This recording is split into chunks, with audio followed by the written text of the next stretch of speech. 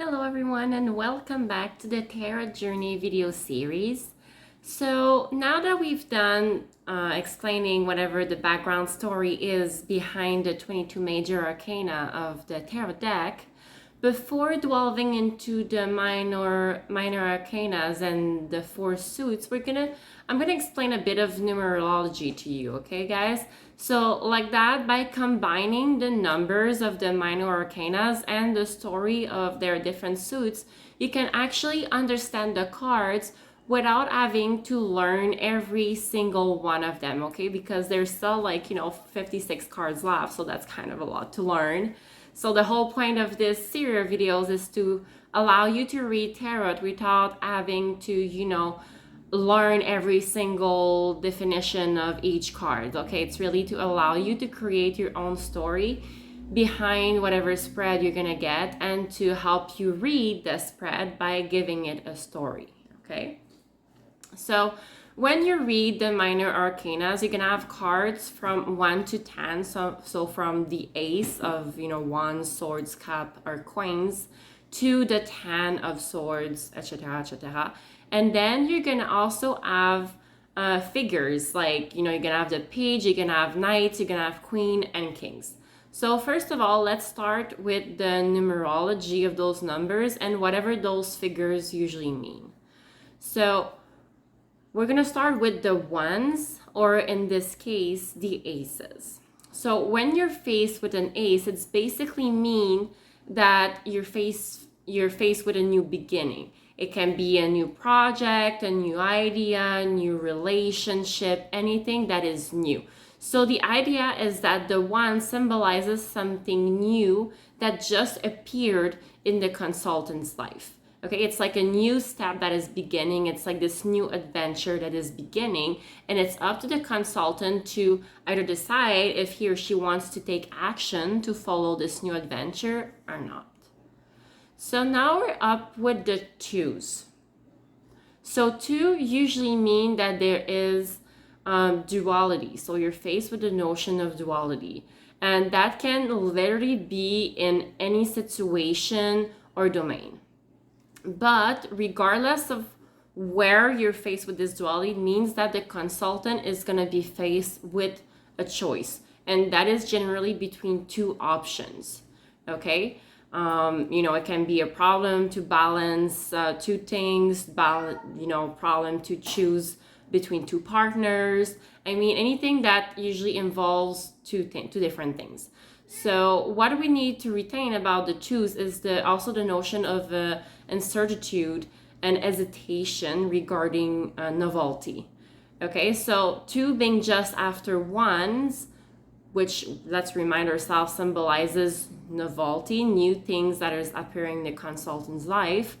This duality symbolizes, in most cases, a choice that needs to be made. So now up with the three. Like threes are symbols of creation. So, we're still with something new that just happened in the consultant's life, but now the consultant is faced with the choice of how does he or she wants to create in this new situation. Okay, after the two that brought the consultant to question himself or herself into what path they were gonna go, now we're talking of the decision to create something from different possibilities. Okay, so we're talking about creating something new with elements that are already present in the consultant's life. And now we go with the four. So the four means stability and foundation.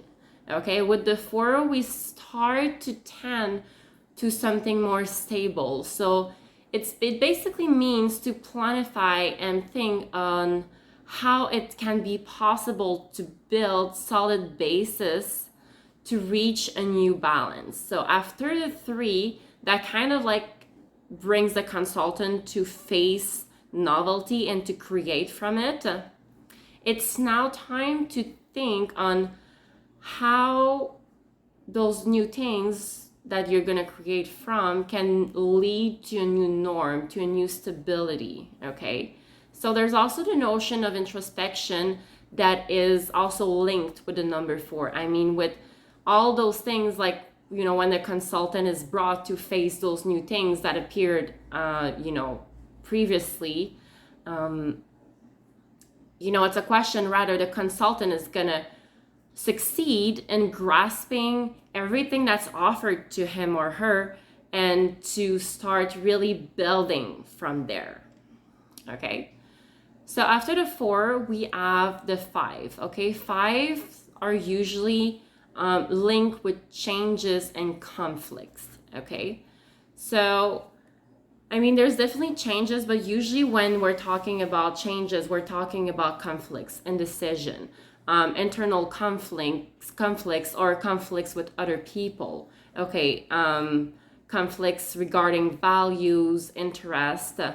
Basically, the 5 is a card that represents obstacle and also resistance to change. Okay, if the 4 is bringing the consultant to question himself or herself on how he or she can start this new chapter in their life, how can they build from the different possibilities that they're being offered, the 5 is representing the more difficult period that every one of us is gonna face on the road to success. And after the 5 come the 6. So with the 6, we're starting to talk about harmony.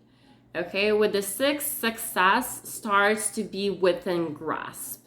It's not necessarily a question of, attaining this perfect harmony, but it's a step towards going there. Okay, so it's a card that's promising success to the consultant if the consultant takes the necessary step to lead himself or herself to the success. Okay, now we're talking all the conflicts of the 5 have been resolved, but now it's time to really take that first steps toward harmony. And it's also really important for the consultant to realize that the main work still needs to be done. Okay, this is just a first step towards success, which brings us to the 7. So 7 is usually linked with spirituality and knowledge.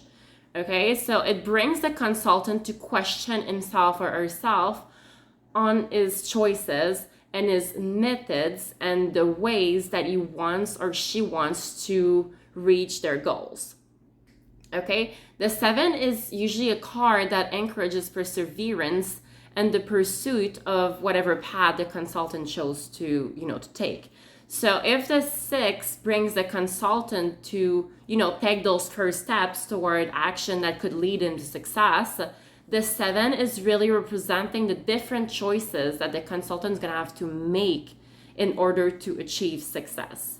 Okay, it's like the step that brings the first decision, and those decisions, only the consultant can make them. Okay, the cards, I always say they only show possibilities, but it's really up to the consultant to decide whatever he or she wants to do with those possibilities. Which leads us to 8, okay? 8 is a number of action. It's where the consultant is called to really, step forward and act, to really, start realizing his or her projects.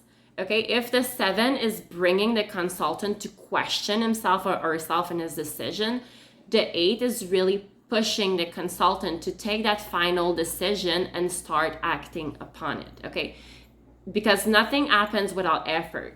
And this card is really, reminding the consultant that yes, things are on their way. Yes, things are evolving towards a potential success, but it's not the time to give up. It's the time to really step it up and put everything into motion. Which brings us to the 9, accomplishment. Okay, after all the effort that the consultant has been called to do with the 8, the 9 is representing the accomplishment. Okay, it's where results are finally tangible and accessible. whether those results are positive or negative. I mean, all those results really depends on whatever steps the consultant decided to take, when he was facing the action moment. If he decided to, not take action, then for sure those results might not be as positive as he wished. But the 9 is also a final step of questionment. I mean, are the results satisfying or not? If they are, then amazing. I mean, it's a sign that, the consultant's doing something right. He's putting in the right effort. So it's a sign to keep going for that final stretch. But if the results are not positive, then it's also a sign, like a wake-up sign for the consultant to really start putting in the effort. Otherwise, he or she is going to fail. And finally, with the 10, it's the final realization. So it's really the final result. So after all this way, after all those efforts, the consultant is really arriving to something tangible. Okay, it's like basically the logical suit of things. If the efforts were constant and the consultant really put in the action, then the results are going to be amazing. But if the consultant did not put in necessary actions, then yes, the result might be disappointing. Okay, so it's possible that the 10 is not necessarily symbolizing happy results. Okay, but in either way, the 10 is really the end of this kind of like adventure. And it's really up to the consultant to decide, well, is she or he satisfied with this or not? Okay, which leads us to the different figures. So with the minor arcanas, you have 4 figures: the pages, the knights, the queens, and the kings. So let's start with the pages. So the page is usually a vibe or someone really young, a bit naive, that is really enthusiastic about starting a project. Okay, it's basically new things, new energy. It's a fresh, curious energy, and it's the beginning of an amazing adventure. So it's something recent. It's an energy or a person that just came into the consultant's life, and by his enthusiasm and also, naivety, this person is really, is really into something, is really into beginning something new. Okay, it's a really creative energy and a really motivated energy, which leads us to the knight. So the knights are people of action. They're courageous and they're all for moving forward. They just want to get started and they want to discover and try new things. Okay, it's a really vivacious energy, but the knight is still immature. He's not consistent. So if the knight is really a motivated person and really someone who's looking to move forward, it's also a person that is not stable yet. So he's not necessarily someone that you can count on 100%.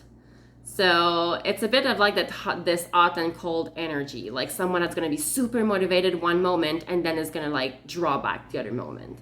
So the knight is like an energy or someone that is all about, like, is super motivated to get started, but might not necessarily have this consistent energy through all the way. Which leads up to the queens. So the queen is someone that commands respect by their presence. So it's usually a feminine force, and it's a force that imposes herself by her presence. Okay, it's a person that is really regal but is also reassuring. It's not necessarily a full-on action person, but it's a person that you definitely notice. It's a person that is wise, and it's a person that is going to be reassuring and that you can count on. Okay, so no matter the form that the queen embodies, it's definitely an energy that you can be reassured by and that you can count on. Which leads us to the final figure, the king. So the king is the authority figure. It's a person or an energy that is really stable. Okay, you can always count on a king to be present when you need him. So it's definitely this symbol of success and balance. Okay, it's really a being that likes to be into action, but is, you know, while the knight is someone that is not really constant, the king is always constant. Okay, he's never gonna disappear because he doesn't have the motivation anymore. Okay, it's someone that is always gonna be there and is always gonna be stable. So here we are for the different numbers regarding the 4 different suites of the minor arcanas and their figures. So with my next video, I will start delving into those different suites. And then you can combine the information that you just gained from these videos to the stories of the different suites to be able to read your tarot cards, okay? On this, I love you very much and see you next time.